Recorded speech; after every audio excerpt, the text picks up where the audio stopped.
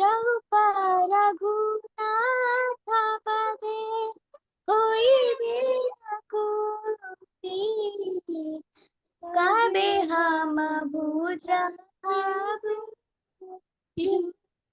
प्रीति गौर बोलीते हबे पुलक शरीबा हरि हरि बोलते ना यानी बापनीना रूप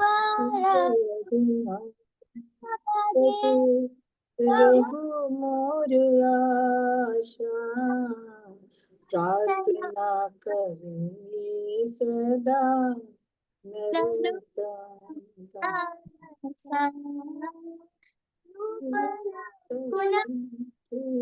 पदे रघु मोर आशा प्रार्थना करें सदा नरोत्तम। गाइए माता जी, आप थोड़ा सा माइक अपना करीब कर लीजिए अपने। दासा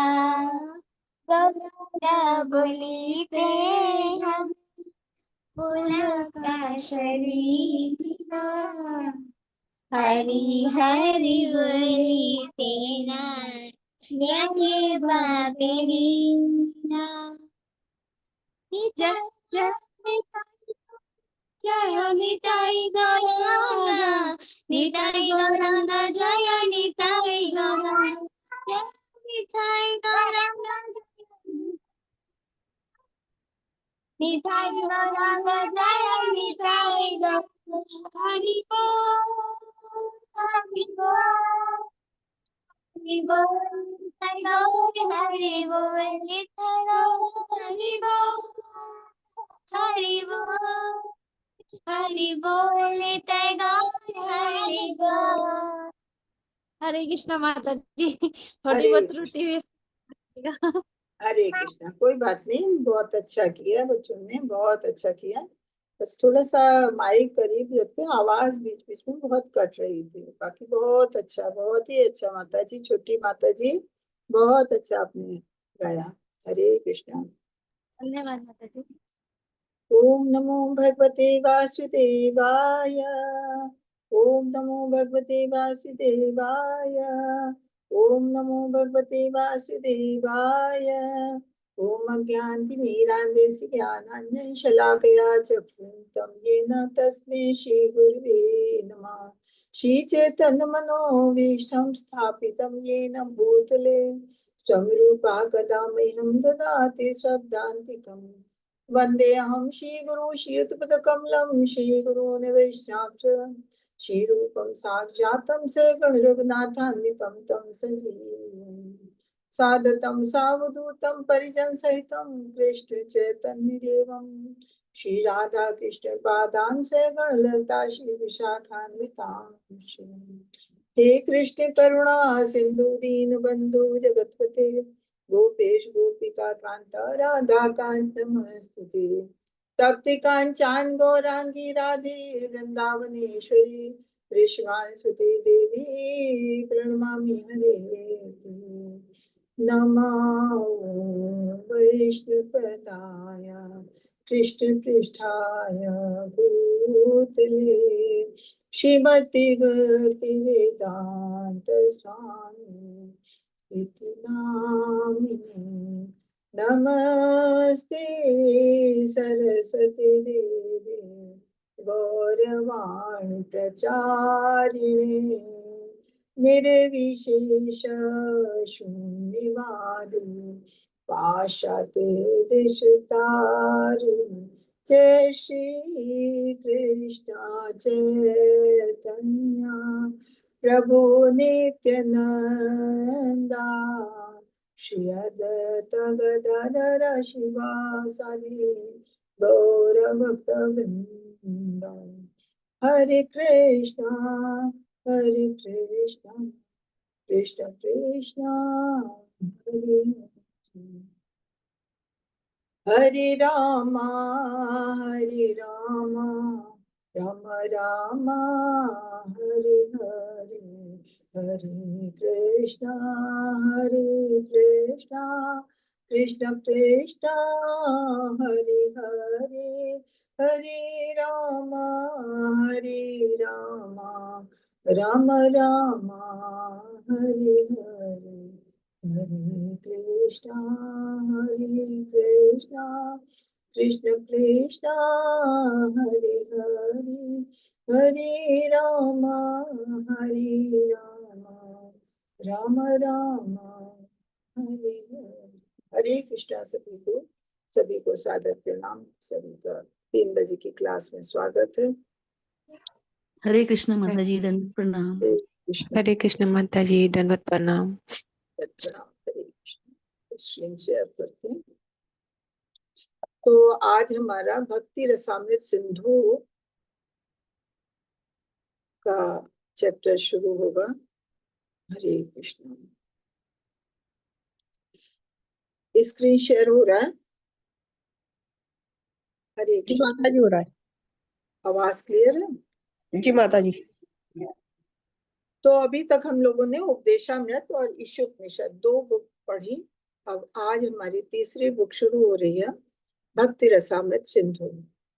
भक्ति के रस का अमृत का सिंधु सागर। तो इसको देखते हैं। ये तो रूप गोस्वामी हैं और ये शील प्रभुपाद जी हैं। शील प्रभुपाद जी को आशीर्वाद दे रहे हैं। और श्री राधा माधव की जय। कैसे हम लोग शुरू करते हैं। इसमें शुरुआत की है भक्ति रसामृत सिंधु की। तो भक्ति रसामृत सिंधु के रचयिता रूप गोस्वामी है। जैसे रूप गोस्वामी के बारे में ही हमने पहले भी जाना था। अभी हमने 2 किताबें पढ़ी हैं, वो भी रूप गोस्वामी के द्वारा ही रचित हैं। और रूप गोस्वामी कौन थे? ये चैतन्य महाप्रभु के बहुत ही प्रिय षट गोस्वामी थे। षट गोस्वामी के बारे में मैंने आपको बताया था। क्या कोई बता सकता है षट गोस्वामी के क्या क्या नाम है? कोई बता सकता है? हरे कृष्णा। हरे कृष्णा। किसी को याद है षट गोस्वामियों के नाम? चलिए, कोई नहीं बताता। देखिए, आप लोग पढ़ते हैं तो थोड़ा थोड़ा सा छोटी छोटी चीजें जो ऐसी हैं वो नोट करें, और वो हमेशा याद रखने वाली चीजें होती है कि षट गोस्वामी। श्री अद्वैत गदाधर श्रीनिवास आदि। ना ना ना ना ना, ये तो आपके पंच तत्व हैं। हरे कृष्ण पंच माता जी, तत्व के शील नाम। गोस्वामी, रूप गोस्वामी और गोपाल सनातन भट्ट, गोस्वामी। गोपाल दास और रघुनाथ भट्ट, ये थे माता जी। हाँ जी, हाँ जी। रूप गोस्वामी, सनातन गोस्वामी, सनातन रघुनाथ रघुनाथ भट्ट भट्ट गोस्वामी, जीव गोस्वामी, गोपाल भट्ट गोस्वामी और रघुनाथ दास गोस्वामी। रघुनाथ दास गोस्वामी भी हैं और एक रघुनाथ भट्ट गोस्वामी है। तो ये षट गोस्वामी जो थे ये भगवान चैतन्य महाप्रभु के बहुत ही प्रिय थे। और इनमें भी ये जो 2 हैं, सनातन गोस्वामी और रूप गोस्वामी, ये 2 भाई थे जो बहुत अच्छे। पहले भी मैं बता चुकी हूँ लेकिन फिर भी मैं बता रही हूँ। ये बहुत उच्च ब्राह्मण कुल में जन्मे थे, लेकिन उस समय वहां की परिस्थितियां ऐसी थी कि उन्हें वहां के बंगाल के मुस्लिम नवाब के यहाँ नौकरी करनी पड़ी।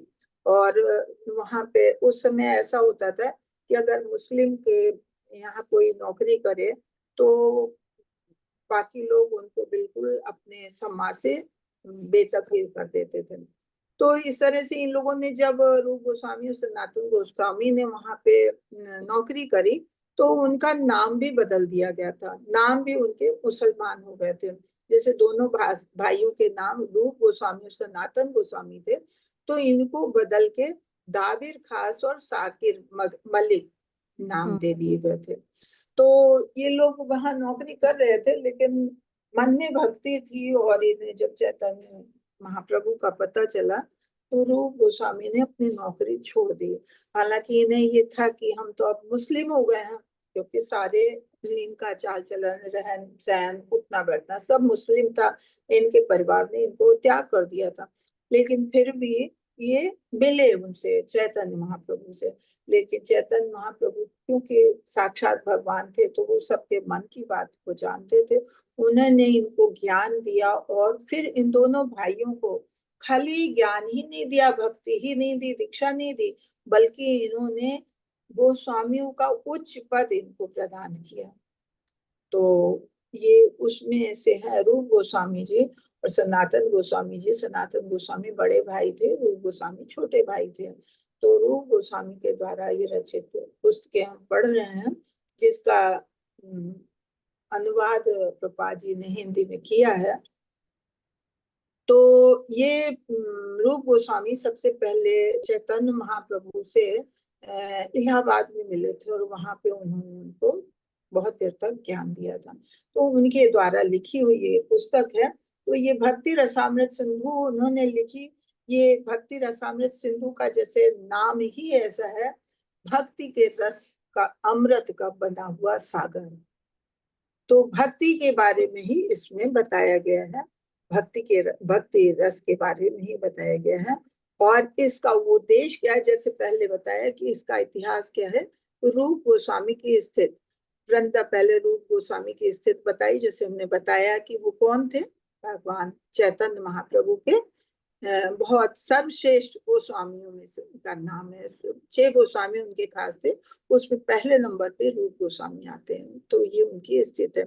तो वृंदावन के 6 गोस्वामियों में से एक थे। स्पष्ट रूप से कृष्ण से जुड़ा हुआ है। तो ये रूप गोस्वामी जो है पूरी तरह से भगवान से जुड़े हुए हैं। भक्ति रसामृत सिंधु का इतिहास कि हम रूपानुग हैं। रूपानुग क्यों कहा कि हम रूप गोस्वामी के ही उन्हीं के रस में डूब रहे हैं, तो हम रूपानुग हो गए। चैतन्य महाप्रभु से शील प्रभुपाद तक की परंपरा। अब इसमें आगे हम पढ़ेंगे कि क्या है परंपरा। फिलहाल भक्ति रसामृत सिंधु का उद्देश्य क्या है। 6 उद्देश्य हैं भक्ति रसामृत सिंधु को लिखने का। उनके 6 उद्देश्य हैं। पहले तो हम में से प्रत्येक को गोस्वामी बनाने के लिए। गोस्वामी कौन होता है, जो बहुत उच्च कोटि का भक्त होता है, जो तीनों गुणों के ऊपर चला जाता है, उसे दुनिया से कोई मतलब नहीं होता। तो उस स्टेज में हम लोगों को लाने के भक्त के लिए भगवान ये रूप गोस्वामी जी ने भक्ति रसामृत सिंधु लिखी थी। इसमें उन्होंने गोस्वामी बनने के लिए हमें क्या क्या करना चाहिए, क्या नहीं करना चाहिए, सारे नियम भी दिए हैं। हमें पूजा में, भगवान की भक्ति में किन चीजों के लिए सावधानी बरतनी चाहिए, वो सब लिखा है। तो हमको गोस्वामी पद तक पहुंचाने के लिए एक पहला उद्देश्य तो ये है। दूसरा, भौतिक रस पर भक्ति रस की व्याख्या करने के लिए। भौतिक रस क्या है। भौतिक रस तो ये है, जो भी हम भौतिक जगत में इतने आनंद उठाते हैं, वो सब भौतिक रस है। हम उसी में कलमश में डूबे रहते हैं। लेकिन इसके ऊपर भक्ति रस है। भक्ति रस सर्वोच्च है। अब उसकी व्याख्या करने के लिए भगवान रूप गोस्वामी इसकी व्याख्या करते हैं कि मतलब जो भौतिक रस इतने हैं, उनमें सबसे उच्च कोटि का भक्ति रस है। भक्ति रस ऐसा है कि जो उस रस का स्वाद ले लेता, उसको फिर अन्य किसी स्वाद में कोई दिलचस्पी नहीं रहती है। जैसे आप मिठाई खाते हैं, तो मिठाई जो आपको सबसे प्रिय है। फल खाते हैं, फल में आम फलों का राजा है। आम खाते हैं, तो फिर और फल खाने को, जब आम का सीजन होता है, तो आम के अलावा और कोई फल नहीं खाने को मन होता है। ऐसी भक्ति रस जो है, वो सब रसों में उच्च कोटि का है कि जब भक्ति रस का स्वाद मिल जाता है, तो और सारे भौतिक रस जो है वो बेकार लगने लगते हैं। तो उसकी व्याख्या करने के लिए भी रूप गोस्वामी जी ने भक्ति रसामृत सिंधु को लिखा है। फिर तीसरा है भक्ति सेवा का पालन करके भौतिक जगत में रहने के व्यवहारिक संकेत। कि भक्ति सेवा, अब तीसरा उद्देश्य उनका लिखने का ये था कि ऐसा नहीं है कि आप भक्ति सेवा में लग जाएं तो भौतिक जगत में आप नहीं रह सकते हैं। जैसे लोग कहते हैं कि भाई हम सांसारिक, हमारे पास इतने काम है, इतनी समस्याएं हैं, तो हम भक्ति कैसे करें। तो उन्होंने इसमें ये भी बताया कि भक्ति सेवा का पालन करने के साथ साथ हम भौतिक जगत में किस तरह से रह सकते हैं, हमें क्या करना चाहिए, उसके व्यवहारिक संकेत भी उन्होंने बताए इस बुक में। 5 अलग अलग रसों में मूल प्रेम को उत्तेजित करना, 5 उन्होंने कोई मुख्य रस बताए, और उन 5 रसों में जो मूल तत्व है, मूल तत्व भक्ति रस है, उसको किस तरह से उत्तेजित करें, कि किस तरह से हमारे मन में भगवान के प्रति प्रेम उत्पन्न हो, उसको उत्तेजित करना भी एक उद्देश्य है इस किताब का। सभी जीवों से पूर्ण प्रेम का विज्ञान, कि सभी जीवों से, खाली हम किसी एक से नहीं प्रेम करें, प्रेम क्या है और प्रेम की परिभाषा क्या है और प्रेम किस तरह से किया जाता है, तो प्रेम हम सभी जीवों से करें, उसका भी उन्होंने ज्ञान इस बुक में दिया है। अभ्यास करने वाले भक्तों की भक्तिमय जीवन का पोषण करें, जो लोग भक्ति का अभ्यास करते हैं उनका किस तरह से जीवन का भक्तिमय पोषण किया जाए, कि कैसे उनका आध्यात्मिक जीवन में उन्नति हो, उसका भी इसमें उल्लेख है। तो इस तरह से 6 उद्देश्य हैं भक्ति रसामृत सिंधु के, जो हमने जाने। फिर रूप गोस्वामी जी के बारे में जानते हैं कि रूप गोस्वामी का जन्म 1489 में सरस्वती ब्राह्मण परिवार में हुआ था। जैसे हमने बताया, उच्च कुल के ब्राह्मण परिवार में इनका जन्म हुआ था। फिर इन्होंने नवाब हुसैन शाह के मुख्य सचिव के रूप में नौकरी की। रामकेली में भगवान चैतन्य से इनकी पहली मुलाकात हुई थी। प्रयाग में दूसरी बैठक हुई।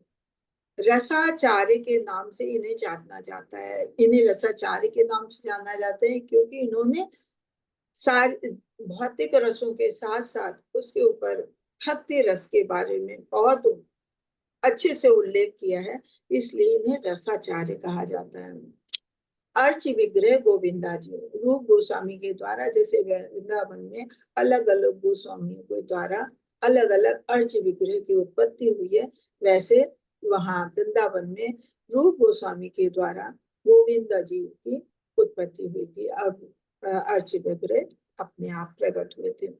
कार्य उपदेशामृत, दग्धा माधव, ललिता माधव, भक्ति रसामृत सिंधु, शील प्रपाद, राधा दामोदर, मतलब इतनी इन्होंने पुस्तकें लिखी हैं। श्री चैतन्य मनोभीष्टम स्थापितम येन भूतले स्वम रूपा कदा मह्यं ददाति स्वदान्तिकम्। प्रभुपाद जी कहते हैं, श्री रूप गोस्वामी प्रभुपाद कब मुझे अपने चरण कमलों में शरण प्रदान करेंगे, जिन्होंने इस जगत में भगवान चैतन्य की पूर्ति के लिए प्रचार योजना मिशन स्थापित किया। हरे कृष्णा। माता जी आप म्यूट कर दें, किसी की भी आवाज आती है तो डिस्टर्ब होता है। जी माता जी कर देना। तो रूप गोस्वामी जी के लिए श्री प्रभुपाद जी कहते हैं कि कब हमें अपने चरण कमलों में शरण प्रदान करेंगे, क्योंकि उन्होंने भगवान चैतन्य महापूर्ति के प्रचार के लिए बहुत बड़े काम किए। उन्होंने इतनी किताबें लिखी, हर तरह से लोगों में ज्ञान बांटा। और ये क्या कहने जा रहे थे, तो खैर जो भी है आगे देखेंगे। कुछ कहने जा रहे थे, भूल गए। चैतन्य महाप्रभु ने श्री रूप गोस्वामी को परम सीमा की दीक्षा दी। चैतन्य महाप्रभु ने, जैसे हमने बताया कि चैतन्य महाप्रभु तो साक्षात भगवान थे, तो उन्होंने इनको मुस्लिम परिवार में जाने के बाद भी उन्हें वो पहचाने कि हाँ ये भक्त हैं, तो उन्होंने गुरु गोस्वामी की पदवी दी और उन्हें शिक्षा दी, ज्ञान दिया, किस तरह का, कृष्ण तत्व का, भक्ति तत्व का, रस तत्व का। इस तरह से उन्होंने 3 तत्वों के ज्ञान दिए रूप गोस्वामी को। रूप गोस्वामी के हृदय में प्रवेश करके श्री चैतन्य महाप्रभु ने उन्हें सभी सत्यों के निष्कर्षों का ठीक से पता लगाने का अधिकार दिया। उन्होंने उन्हें एक अनुभवी भक्त बनाया, जिनके निर्णय शिष्य उत्तराधिकारी के निर्णयों से सही रूप से सहमत थे। इस प्रकार श्री रूप गोस्वामी व्यक्तिगत रूप से श्री चैतन्य महाप्रभु द्वारा सशक्त थे। जैसे ब्रह्मा जी को शक्ति भगवान ने दी थी इस सृष्टि की रचना के लिए, भगवान ने उनके हृदय में प्रवेश करके उन्हें ज्ञान दिया था, वेदों का ज्ञान दिया था और सृष्टि की उत्पत्ति किस तरह से करनी है भगवान ने दी थी। तो इसी तरह से ये रूप गोस्वामी के हृदय में श्री चैतन्य महाप्रभु ने प्रवेश करके और उनको सत्य, सारे सत्यों के निष्कर्षों का ठीक से पता लगाने का अधिकार दिया। क्यों? उन्होंने जाना कि हाँ ये है।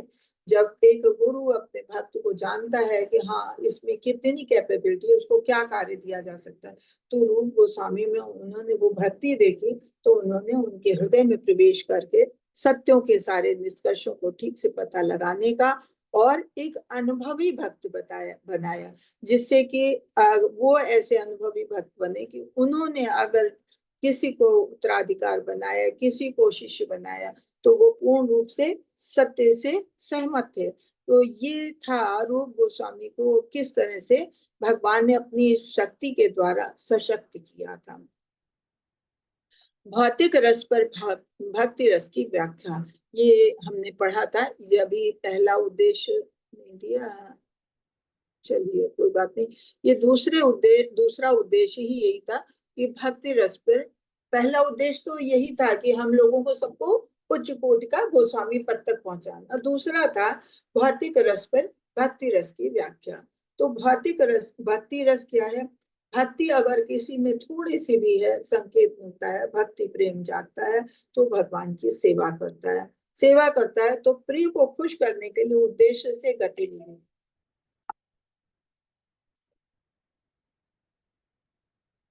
जो भी किसी को अगर प्रेम करता है तो उसकी हर तरह से सेवा करता है, उसको हर तरह से प्रसन्न करने की कोशिश करता है और फिर उसके प्रति प्रेम जागता है।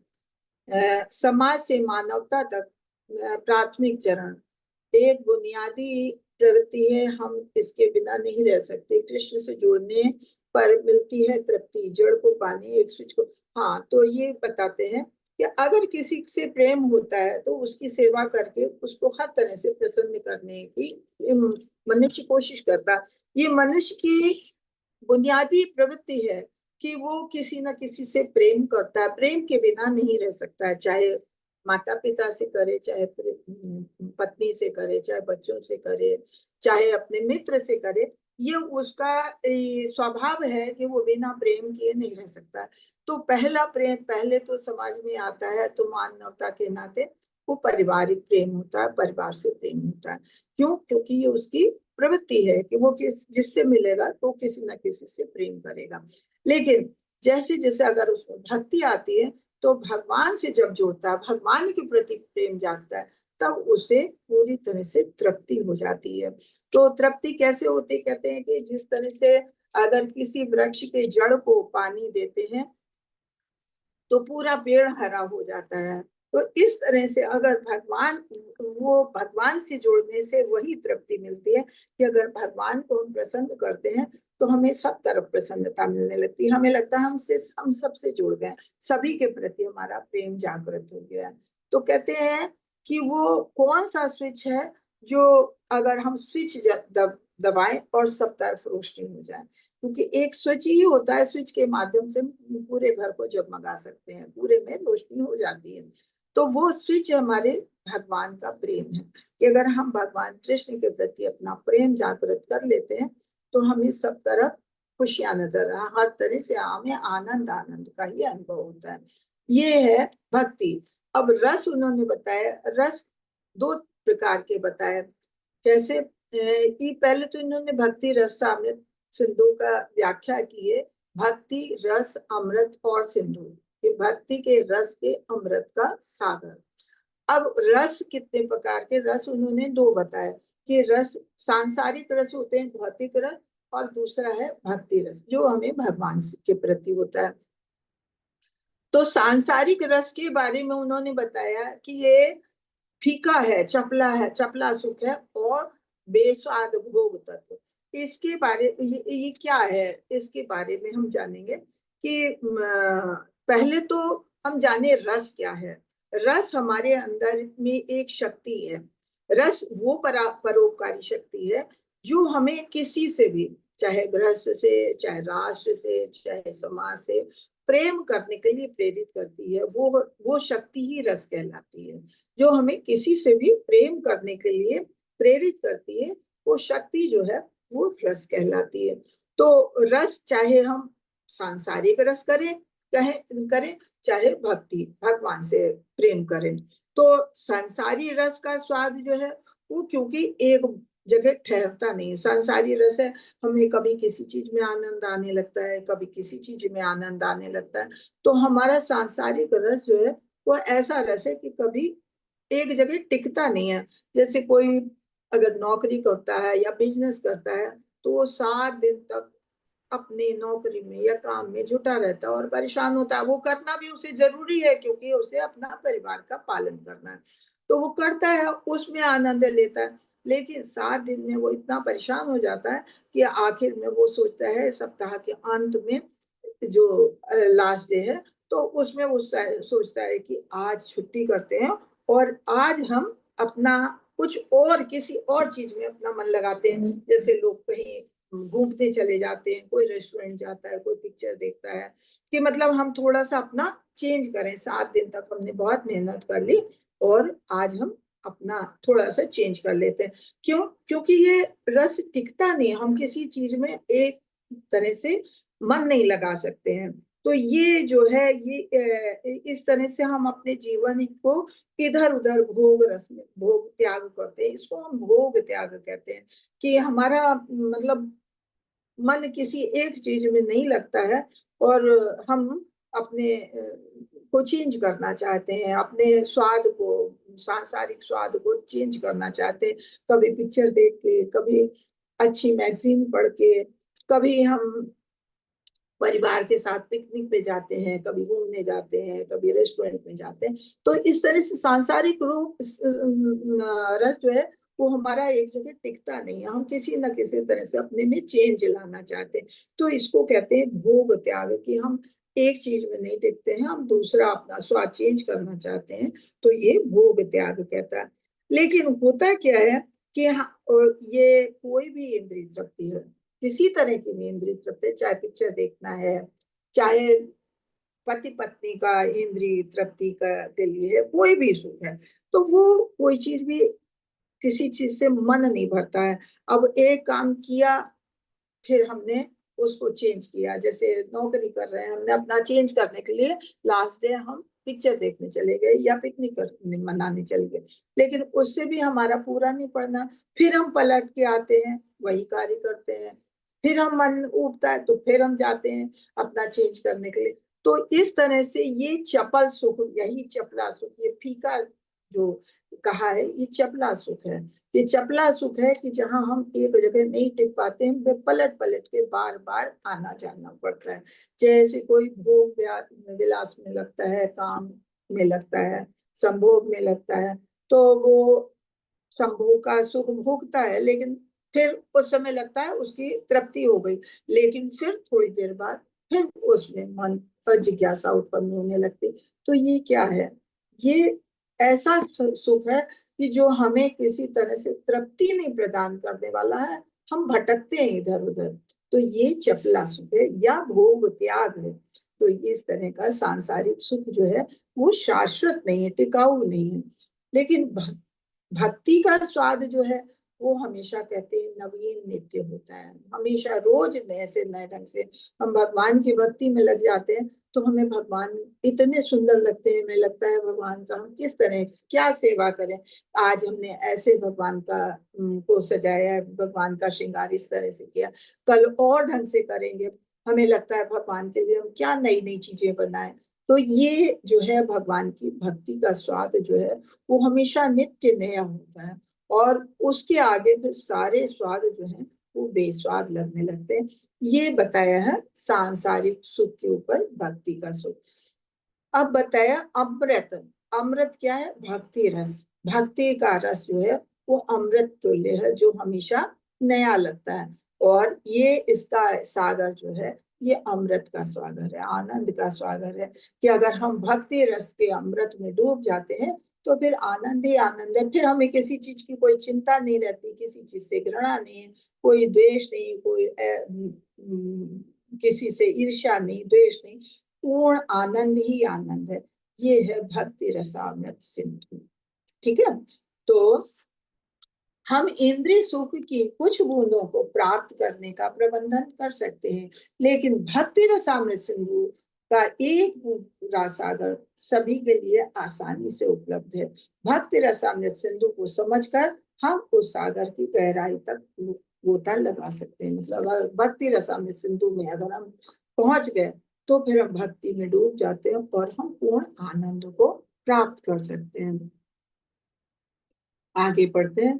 भक्ति रसामृत सिंधु पुस्तक के शीर्षक की चर्चा शील प्रपात ने प्रस्तावना में रस शब्द के विशेष संदर्भ के साथ की है, क्योंकि रस का अंग्रेजी हिंदी में अनुवाद करना बहुत कठिन है। कि रस को ऐसे बताना बहुत मुश्किल है कि रस क्या है। कोई कह देगा किसी चीज को निचोड़ दो तो वो रस नहीं, रस को सही शब्द देना मुश्किल है। इसलिए प्रभुपाद जी बताते हैं कि रस क्या है। रस वो एक शक्ति है, वो जो हमें किसी चीज के प्रति प्रेम के लिए प्रेरित करती है, चाहे संसार गृहस्थ के लिए, चाहे राष्ट्र के लिए, समाज के लिए या भगवान के लिए। किसी के लिए भी अगर प्रेम करने के लिए प्रेरित करती है तो वो शक्ति ही रस है। लेकिन शील प्रपात ने शील भक्ति सिद्धांत सरस्वती के बाद मधुर शब्द के प्रयोग में स्वीकार किया है, जिसका अर्थ भक्ति सेवा प्रदान करने से प्राप्त होने वाला मीठा स्वाद है। इन्होंने एक शब्द मधुर विकार, रस क्या है? मधुर है, जिससे हमें मीठा स्वाद प्राप्त होता है। ये क्या है? भक्ति सेवा से मिलने वाला जो स्वाद है वो मधुर लगता है, वो बताया है, वो मधुर है। तो किसी से भी अगर हम प्रेम करते हैं तो हमें अच्छा लगता है, तभी हम प्रेम करते हैं। तो इसको जैसे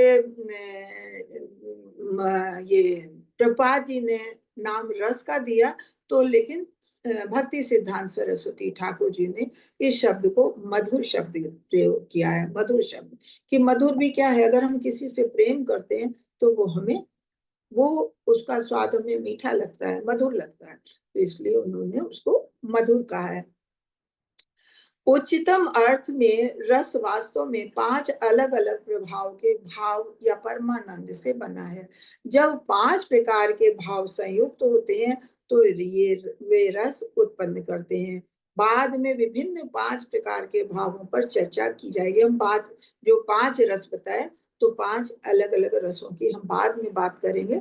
अभी बस इतना कहते हैं कि अगर किसी चीज खाली हम कल्पना करते हैं कि इसे हम 5 भागों में बांटते हैं, तो ये कितना परमानंद देने वाला आनंदमय रस होगा कि इसे हम 5 तरह के रसों में बांट सकते हैं। तो ये परमानंद रस है। ये क्या है? भक्ति का रस। परमानंद के प्रकारों में से एक को स्थायी भाव कहा जाता है, जिसका अर्थ है स्थायी परमानंद। जो स्थायी भाव है, स्थायी रस है, वो परमानंद, परम आनंद प्रदान करने वाला है।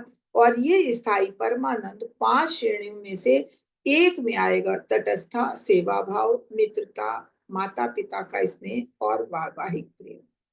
तो ये अभी इन्होंने यहाँ 5 श्रेणियां बताई हैं, वैसे 5 रस अलग होंगे।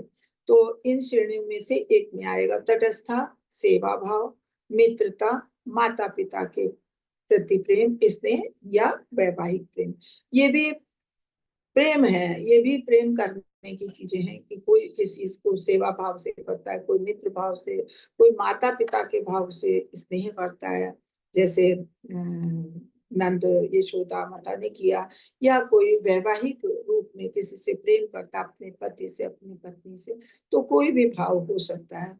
जब कोई व्यक्ति कृष्ण के साथ अपने शाश्वत संबंध में स्थापित हो जाता है, तो वो 5 प्रकार के संबंधों में से किसी एक में निरंतर परमानंद अनुभव कर रहा होता है। तब मूल निरंतर परमानंद अन्य प्रकार के परमानंद के साथ मिश्रित हो जाता है और उनके संयोजन से रस उत्पन्न होता है। अब यहाँ बताया कि जब भगवान के साथ हम कोई भक्त होता है, वही भगवान के साथ अपना संबंध जोड़ता है। वैसे तो हम सब भौतिक कलमश में डूबे हुए हैं, तो हम भगवान के साथ के अपने संबंध को भूल जाते हैं। लेकिन जो भगवान का भक्त होता है, तो भगवान के साथ जब अपना संबंध बनाता है, भगवान के साथ बना संबंध शाश्वत होता है। और जब अपना शाश्वत संबंध बना लेता है, तो फिर उसमें भले ही किसी एक रूप में ही, चाहे माता पिता के स्नेह के रूप में भगवान को ये लड्डू गोपाल हैं, ये हमारे बच्चे के बराबर है, उस तरह से प्राप्त प्रेम करते हैं। चाहे कोई कोई लेडीज है, देखिए आजकल बहुत आता है यूट्यूब पे कि किसी लड़की ने, किसी औरत ने कि हम नहीं शादी करेंगे, हमने तो भगवान को अपने पति के रूप में, वैवाहिक प्रेम के रूप में चुन लिया। तो वो उस तरह का प्रेम करती, कोई सेवा भाव से करता है, कोई मित्रता भाव से करता है, कोई तटस्था भाव से कि अभी हम थोड़ी सी देर भगवान से प्रेम कर रहे हैं, थोड़ी देर बाद हम भौतिक जगत में आ जाते हैं।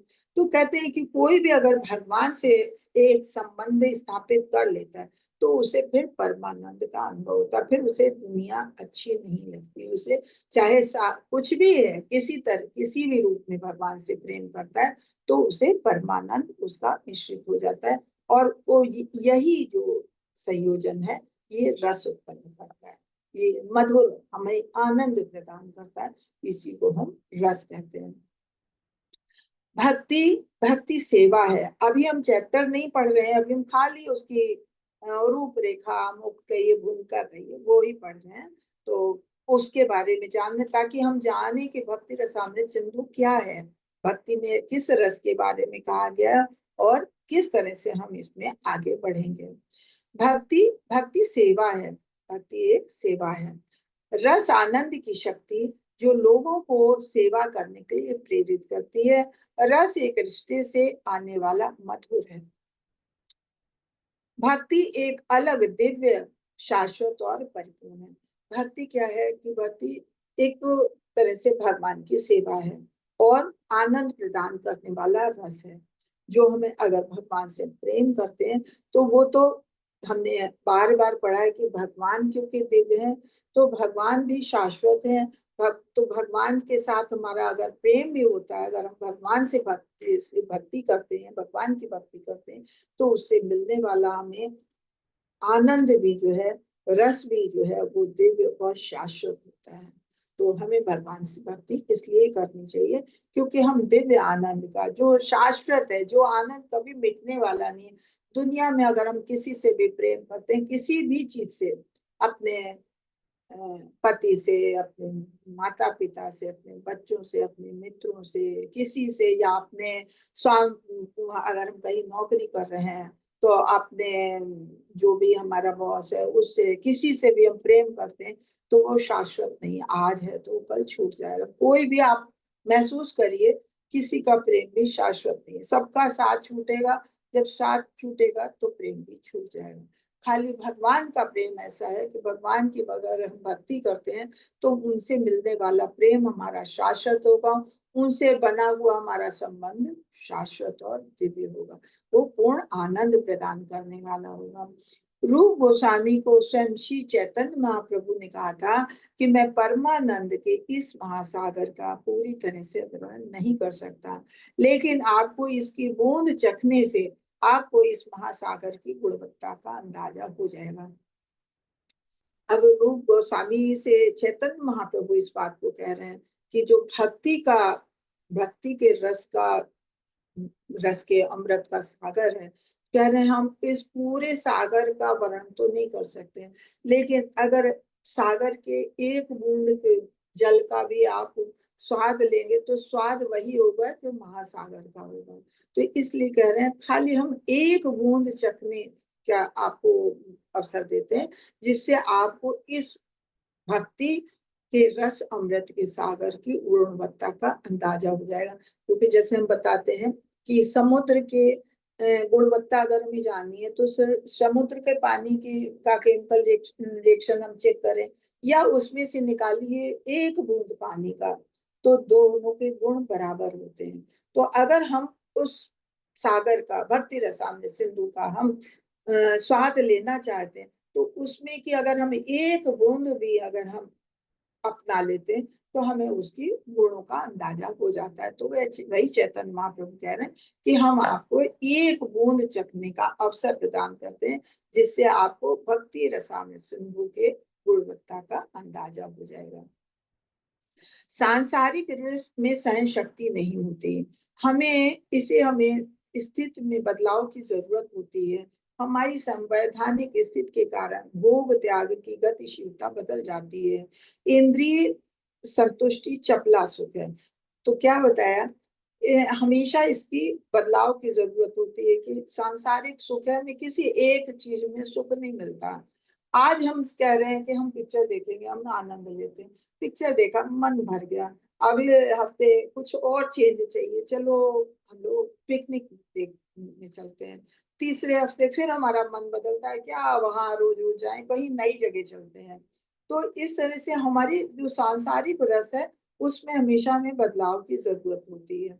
हमारी संवैधानिक स्थिति के कारण भोग त्याग की हमारी सांसारिक ऐसी स्थिति है कि हम किसी एक चीज में नहीं टिक सकते। अगर हम एक हफ्ते नौकरी कर रहे हैं, एक हफ्ते हम बिजनेस कर रहे हैं, उसमें बिजी, तो हमें लगेगा कि नहीं, हमें 7वें दिन कुछ और चेंज करना चाहिए। 6 दिन हम काम करके बहुत थक गए हैं, तो इसलिए हमें थोड़ा सा अपने में चेंज लाना चाहिए, चाहे उसके लिए हम कुछ भी करें। तो ये भोग त्याग होता है। इसकी गतिशीलता बदलती जाती है। जैसे हमने बताया कि गतिशीलता, आज हम कुछ चाहते हैं तो कल कोई दूसरा चेंज चाहते हैं, परसों हम तीसरा चेंज चाहते हैं। हम एक जगह टिक नहीं पाते कि एक चीज में अच्छा ठीक है हमें चेंज करना, तो इस तरह से हम अपना मन बदल लेंगे। इंद्रिय संतुष्टि चपला सुख है, इसीलिए इंद्रिय संतुष्टि को चपला सुख कहा गया। कि जैसे हम कोई चीज में भी मन हम टिका नहीं पाते। हमने एक बुक पढ़ी, हम बहुत अपने इंटरेस्ट के लिए हमने कोई मैगजीन पढ़ी, लेकिन कोई कहानी पढ़ी, कोई मैगजीन पढ़ी, और उसके बाद हमारा मन भर गया, अरे इसको तो हमने पढ़ा है, दूसरी किताब लो, या दूसरी पिक्चर देखते हैं, ये पिक्चर तो देख चुके हैं, दूसरी पिक्चर देखते हैं। तो इस तरह से हमारा मन कहीं टिकता नहीं, संतुष्टि नहीं मिलती। तो ये है चपला सुख, कि एक जगह हम अपनी संतुष्टि नहीं कर पाते हैं। ये सांसारिक रस है, किसी भी रस में हम टिक नहीं पाते हैं, हमें रोज चेंज चाहिए होता है। लेकिन भक्ति रस अमृत अमर है, स्थायी है। अगला शरीर देवता का है, कि अगर भगवान की भक्ति का हमने रस प्राप्त कर लिया, इसकी अमृत की एक बूंद भी चख ली, भगवान की भक्ति में लग गए, तो फिर हमारा संतुष्टि, हमें परमानंद मिलता है, कि फिर हमें दूसरा रस के आनंद की आवश्यकता ही नहीं होती।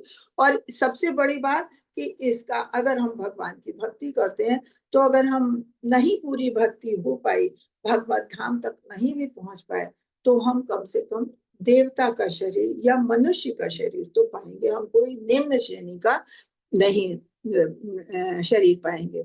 अगर हमें शरीर मिलेगा भी तो या तो मनुष्य का या देवता का मिलेगा। इच्छा प्लस कर्म प्लस कृपा।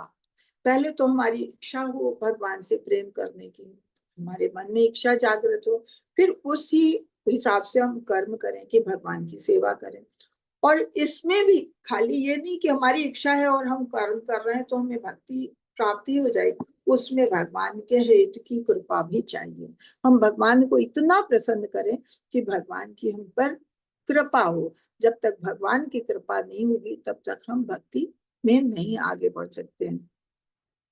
तो उसके लिए फिर हमें सेवा या कर्म वही करने हैं जो भगवान को पसंद है। जैसे हमें नियम बताए जाते हैं कि आप ये खाइए, ये ना खाइए, ये करिए, ये ना करिए, तो उन नियमों का हम पालन करके भगवान को संतुष्ट करने के, भगवान की तुष्टि के लिए कर्म करें, तब हमें भगवान की कृपा मिलती, तभी हम भक्ति के रस का स्वाद चख पाते हैं। कृष्ण की कृपा से हम मनुष्य के रूप में जारी हैं। तो अगर हमें भगवान की कृपा हम पर होगी, तो कम से कम अगर हम जन्म मृत्यु से नहीं भी मुक्ति पा पाएंगे, तो कम से कम हम भगवान यहाँ मनुष्य जन्म तो मिलेगा। कि कहते हैं जो अगर अपनी भक्ति पूरी नहीं कर पाता है, तो उसके लिए ये जरूरी है कि उसको ये अगला जन्म कम से कम निम्न श्रेणी का ना मनुष्य का मिलेगा, ताकि वो अपनी भक्ति को आगे बढ़ा सके, उन्नत कर सके, भक्ति अपनी पूरी कर सके। मूल सिद्धांत ये है कि हमें किसी से प्रेम करने की सामान्य प्रवृत्ति होती है। लुप्त बिंदु हालांकि ये है हमारे प्यार को कहाँ स्थित किया जाए ताकि हर कोई खुश रह सके। तो ये कहते हैं कि ये हमारे मनुष्य की एक वो है सामान्य प्रवृत्ति है कि किसी न किसी से प्रेम करता है, चाहे किसी वस्तु से करे, चाहे व्यक्ति से करे, किसी रूप में, चाहे माता से, पिता से, प्रेम, अपने मित्र से, भाई से, बंधु से, किसी से भी प्रेम करें। किसी से नहीं तो कोई लोग जानवर पाल लेते हैं, उससे प्रेम करते हैं, या भगवान से, किसी से भी प्रेम करने की ये प्रवृत्ति है। लेकिन मुश्किल ये है कि हम कहाँ प्रेम करें कि हम सबको प्रसन्न रह सकते। हम सबको प्रसन्न नहीं रख सकते। हम अगर किसी एक को प्रसन्न करते हैं, प्रेम करते हैं, तो दूसरा नाराज हो जाता है कि नहीं, लोग उन्हीं से प्रेम करते हैं, उन्हीं को प्रसन्न करते हैं, हमारी तरफ नहीं ध्यान देते। तो ऐसा कौन सा स्विच है कि हम ऑन करें तो सारी तरफ लाइट जल जाए? हम किसको कहाँ ऐसा प्यार करें कि हर कोई खुश हो जाए? तो उसके लिए बताया सबसे अच्छा मार्ग है कि हम भगवत धाम, भगवान को प्यार करें। भगवान को अगर हम प्रेम करेंगे तो हम सबको प्रेम कर लेंगे। किस तरह से? जैसे जड़ में अगर हमने पानी दिया तो पूरे पेड़ को हम हरा कर सकते हैं। वो लुप्त बिंदु कृष्ण है। और भक्ति रसामृत सिंधु हमें सिखाती है कि कृष्ण के लिए मूल प्रेम कैसे उत्तेजित किया जाए और कैसे आनंद में जीवन का आनंद लें। तो ये बिंदु तो उन्होंने बताया, ये लुप्त बिंदु है, कहाँ पे हम किसको प्रेम करें कि जो हम सबको प्रसन्न करें। तो वो लुप्त बिंदु बताया कि भगवान कृष्ण है, कि अगर हम उनको प्रेम करें तो हम सबको प्रसन्न कर सकते हैं, क्योंकि फिर हमारा ही जीवन आनंदमय हो जाएगा। तो ये इसको उन्होंने मूल प्रेम कैसे उत्तेजित किया जाए, ये हमको भक्ति रसामृत सिंधु, और भक्ति रसामृत सिंधु जब हम पढ़ेंगे तो इसमें हमें बहुत कुछ बताया है कि हमें क्या करना चाहिए, क्या नहीं करना चाहिए, जिससे हम कृष्ण के प्रति प्रेम को जागृत कर सकें। हरे कृष्णा। प्रेम की व्यापकता, प्रेम माता पिता से भी किया जाता है, परिवार से भी, समाज से भी, किसी समुदाय से भी। कोई ग्रुप बना लेते हैं तो उससे प्रेम हो जाता है। जैसे अभी हमारा आपका ग्रुप बना हुआ है, क्लास कर रहे हैं साथ में, एक ग्रुप हमारा ये बन गया है, तो आप लोगों को हमसे, हमको आपसे भी प्रेम हो सकता है। देश के प्रति प्रेम हो सकता है, राष्ट्र के प्रति प्रेम हो सकता है, या मानवता के प्रति प्रेम हो सकता है। प्रेम कहीं भी किसी से हो सकता है।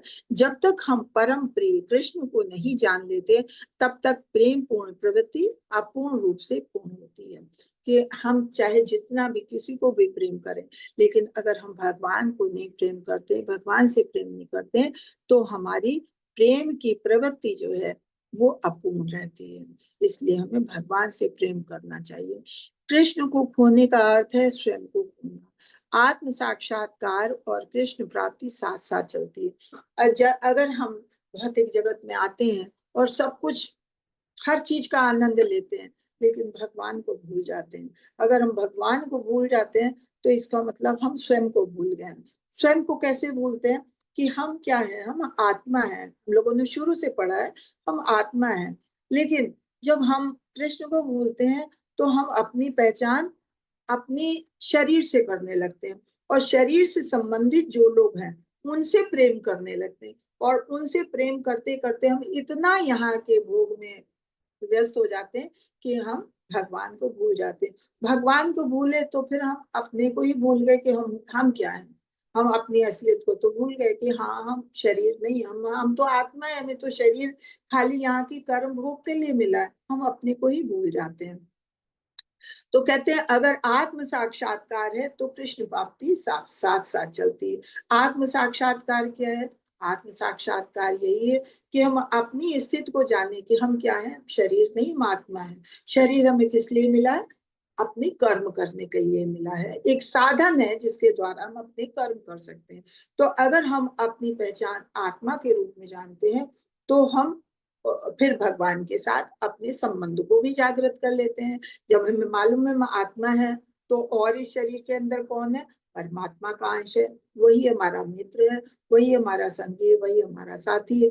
तो फिर हम भगवान से प्रेम करें, अपने अंदर जो बैठा है भगवान रूप में, उससे हम प्रेम करें, उसकी आज्ञा का पालन करें, तो हम भगवान को प्राप्त करेंगे। तो अगर इस तरह से कहा कि जब हम आत्म साक्षात्कार को प्राप्त करते हैं तो कृष्ण भक्ति अपने आप ही मिल जाती है। कि जब हम आत्म साक्षात्कार करेंगे, अपने अंदर बैठे भगवान को, अपनी आत्मा को जानेंगे, तो भगवान के साथ अपने संबंध को जानेंगे, संबंध को जानेंगे तो भगवान से प्राप्ति हमारी साथ साथ चलेगी। तो इसीलिए कहा गया आत्म साक्षात्कार और कृष्ण प्राप्ति हमेशा साथ साथ चलती है।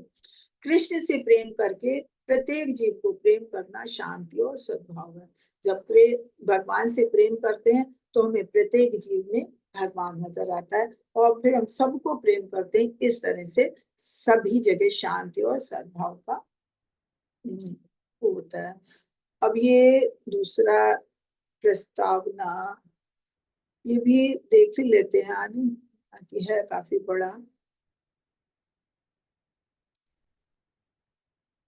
हरे कृष्णा। नहीं तो कल अगला चैप्टर कल देखते हैं। यहाँ तक अगर आप लोगों को समझ में आया या कोई क्वेश्चन हो तो पूछें, क्योंकि थोड़ा सा भक्ति रसामृत सिंधु थोड़ा सा टिपिकल है, तो इसको थोड़ा सा समझने में समय भी लग सकता है।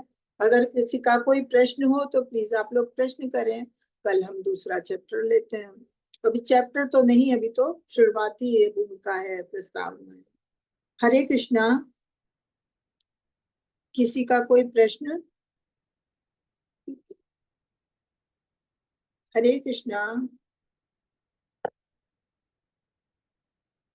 आप लोग तो कोई बोल ही नहीं रहे हैं। आप लोगों को हरे सब कृष्णा माता जी अटेंडेंस लिंक नहीं आया है। पूर्णेश्वरी माता जी अटेंडेंस लिंक डाल दीजिएगा। जी माता जी, आप सभी फिल कर लीजिए अटेंडेंस प्लीज। ठीक है, आप लोग अटेंडेंस फिल कर लीजिए। ये बताइए किसी का कोई प्रश्न, इसमें कुछ ऐसी चीज हो जो ना समझ में आई हो? नहीं तो फिर हम ऐसी में से अभी आपसे प्रश्न पूछते हैं, अगर आप लोगों को सब समझ में आता है। हरे कृष्णा। हरे कृष्णा। क्या आप लोग रस की परिभाषा बता सकते हैं? रस क्या है? हरे कृष्णा। देखिए, जब हम आपसे कह रहे हैं कि अगर कुछ नहीं समझ में आया तब पूछिए, तो आप लोग पूछते नहीं प्रश्न। जब हम प्रश्न पूछते हैं तो आप रिप्लाई नहीं करते हैं। इसका मतलब हम खाली बोले जा रहे हैं, हमारी बात आप लोग सुन ही नहीं रहे हैं क्या? हरे कृष्णा माता जी। हरे कृष्णा। माता जी थोड़ा थोड़ा समझ में आ रहा है, अब खुद पढ़ेंगे तब ज्यादा समझ में आएगा। नहीं तो जहां नहीं समझ में आता आप लोग बीच बीच में अगर तो लास्ट तक नहीं रुक सकते हैं, तो जहां नहीं समझ में आता तुरंत पूछिए, माता जी ये चीज हमें नहीं समझ में आ रही है, तो उसको हम समझाने की कोशिश करेंगे। तभी तो हम कहते हैं कि आप लोग पूछिए, प्रश्न करिए, हमें तो अच्छा लगेगा आप लोग प्रश्न करेंगे। हरे कृष्णा। हाँ मंजू माता जी। हरे कृष्णा माता जी, मतलब रस का मतलब ये भगवान के बारे में जानना और भगवान की वो करना, ऐसे मतलब अ, कृष्ण के बारे में जानना और नहीं गुरु के द्वारा। नहीं नहीं, रस ये नहीं है। रस तो भौतिक रस भी, सांसारिक रस भी है, भक्ति रस भी है। तो रस ये नहीं है। रस क्या है? रस एक शक्ति है जो हमें किसी से भी प्रेम करने के लिए प्रेरित करता है। रस क्या है? जो, हाँ, एक शक्ति है जो हमें किसी से भी प्रेम करने के लिए प्रेरित करता है। ये सांसारिक रस भी हो सकता है, हमें आपसे भी प्रेम हो सकता है, हमें भगवान से भी प्रेम हो सकता है, हमें किसी खाने पीने की चीज से प्रेम हो सकता है, हमें किसी माता जी रस यानी कि भक्ति भक्ति प्रेम सेवा। भक्ति प्रेम सेवा क्या मतलब? आपने क्वेश्चन किया है क्या? नहीं नहीं, आप पूछ रहे थे ना रस का अर्थ, भौतिक रस की व्याख्या। भौतिक रस की व्याख्या नहीं, मैंने रस पूछा। रस क्या है? रस भौतिक रस भी हो सकता है, रस ये भक्ति रस भी हो सकता है। तो रस इस तरह से, रस क्या है? जो रस एक शक्ति है, एक पावर है जो हमें किसी से प्रेम करने के लिए प्रेरित करती है। चाहे हम किसी से भी प्रेम करें, चाहे भगवान से, चाहे हम किसी सांसारिक चीज से या सांसारिक जीव से, किसी से भी अगर हम प्रेम करने के लिए, कोई चीज तो है जो हमें प्रेम करने के लिए प्रेरित कर रही है। और ये मनुष्य की एक प्रवृत्ति होती है, वो किसी ना किसी से तो प्रेम करेगा। चाहे माता पिता से, चाहे मनुष्य से, चाहे किसी वस्तु से, किसी स्थान से या भगवान से, किसी ना किसी चीज से तो प्रेम करेगा। लेकिन यहाँ पे भक्ति रसामृत सिंधु में इस चीज की व्याख्या की गई है कि ये संसार में किसी चीज से भी अगर हम प्रेम करते हैं तो उससे वो अस्थायी है, वो आज है कल नहीं मिलेगा। हमें एक चीज का स्वाद मिलता है, फिर हमारा मन भर जाता है उससे, हम दूसरा रस चाहते हैं, दूसरा स्वाद चाहते हैं। लेकिन भगवान की भक्ति का रस ऐसा है कि जिसके आगे फिर सारे रस हमें बेकार लगने लगते हैं। कि उसमें अगर हम भक्ति का रस का स्वाद हमें एक बार मिल गया तो फिर हमारा मन इधर उधर नहीं दिखता है, वो स्थायी शाश्वत सुख है। चलिए, और चपल सुख क्या है? हमने चपल सुख के बारे में बताया, कोई बताएगा चपल सुख क्या है? हरे कृष्णा माता जी, चपल सुख आपने बताया कि मतलब जैसे किसी के साथ ऐसे वो करने का, जैसे अभी मन नहीं लग रहा तो किसी के साथ बातें करने का, मतलब भगवान के बारे में नहीं, अपने सांसारिक बातें करने का, उससे चपल सुख कहते हैं। मतलब हमें आनंद मिलता है किसी की बुराई करने में, वो करने में वो मजा आता है, तो उससे चपल सुख। नहीं, चपल सुख ये है कि हमें ये आपने सही कहा, ये भगवान से नहीं, ये सांसारिक आनंद में हम देखते हैं चपल सुख। लेकिन हम चपल सुख इसलिए इसे कहते हैं कि हमें किसी एक चीज में आनंद नहीं आता है। कि जैसे आपने अभी कहा कि हम लोगों के साथ बैठ के गपशप कर रहे हैं, किसी की बुराइयां कर रहे हैं, अभी तो हमें इसमें आनंद आ रहा है, लेकिन थोड़ी देर में हमारा इससे भी मन भर जाएगा। क्या मंजू माता जी के साथ बैठे हम बुराई कर रहे हैं, चलो हम कुछ और करते हैं। क्या करते हैं? चलो लूडो खेलते हैं। अरे लूडो से भी मन भर गया, चलो हम लोग घूमने चलते हैं, चाट खाने चलते हैं। अरे वहां से भी मन भर गया। ये मतलब किसी चीज में हमारा एक जगह मन नहीं लगता है। हमें एक सुख के बाद थोड़ी देर हमें किसी चीज में स्थायी रहते हैं, उसके बाद फिर हमारा मन बदल जाता है कि हम क्या करें, हम दूसरी तरफ भागे। तो ये होता है चपल सुख। एक जगह हमारा मन टिकता नहीं है, ये चपल सुख। कोई भी सुख, मतलब संसार में कोई सुख ऐसा नहीं है जिसमें हम स्थायी हो कि हाँ ये सुख हमें अच्छा लग रहा है, हमें इसके आगे सब बेकार लगते हैं। बस एक भगवान का भक्ति रस का सुख ऐसा है जिसमें हमें फिर लगता है कि नहीं, इसके आगे और कोई सुख नहीं। ठीक है जी माता जी। अच्छा, तो फिर आगे चलिए, आज यहीं पे फिर विराम देते हैं। और इस चीज को आप घर में फिर से पढ़िएगा, कल देखेंगे इसमें का कोई क्वेश्चन करें, नहीं तो फिर कल हम आगे बढ़ेंगे। ठीक है। वाक्शकल तरुभ्यश्च कृपा सिंधुभ्यो च पतितानां पावनेभ्यो वैष्णवेभ्यो नमो नमः। अनंत कोटि वैष्णव भक्तवृंद की जय। श्री नरदास ठाकुर की जय। जगत गुरु श्री प्रभुपाद की जय। हरे कृष्णा हरे कृष्णा हरे कृष्णा माता जी, बहुत बहुत धन्यवाद। हरे कृष्णा। हरे